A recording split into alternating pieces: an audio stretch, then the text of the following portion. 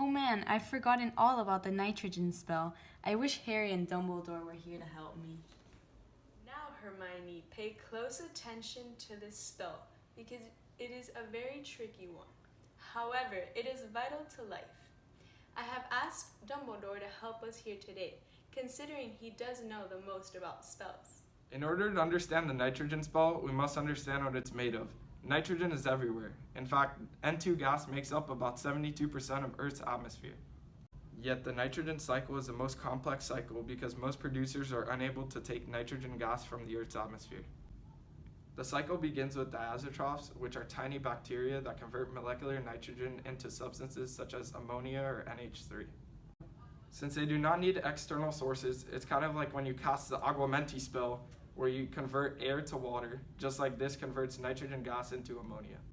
Once the ammonia are created, it dissolves in water, creating ammonium ions, or NH4+, which phytoplankton are able to take in and convert into protein. They can also take in nitrate or nitrite ions, but that requires a higher level of energy. These proteins are passed on to consumers where they are converted into amino acids. When these consumers die, the proteins are broken down by saprophytic bacteria, which are also referred to as Death Eaters. However, these Death Eaters are good. They pass on these broken down amino acids to ammonifying bacteria, which then convert these acids back into ammonia.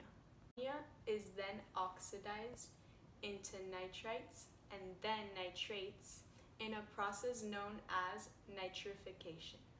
This process is carried out by Nitrosomonas and Nitrobacters. Both are chemoautotrophic and both gain energy from the reaction. The last bacteria involved in the nitrogen spell is denitrifying bacteria, which converts ammonia and nitrates back into nitrogen gas, which is what the nitrogen spell begins with. Remember that without the nitrogen spell, life on Earth wouldn't be able to function. That is because nitrogen is essential to all living things. Let's not forget that nitrate ions reach the ocean's surface layer through runoff. This then goes into the marine organisms through the process of uptake. After this, once they're dead, they decompose to the bottom of the ocean and become part of the seabed, as well as becoming part of the sediment. The way they return to the surface layer of the ocean is through upwelling and erosion. Two important terms you must not forget are uptake and upwelling. Uptake is a biological process in which nutrients are transferred from the environment to organisms.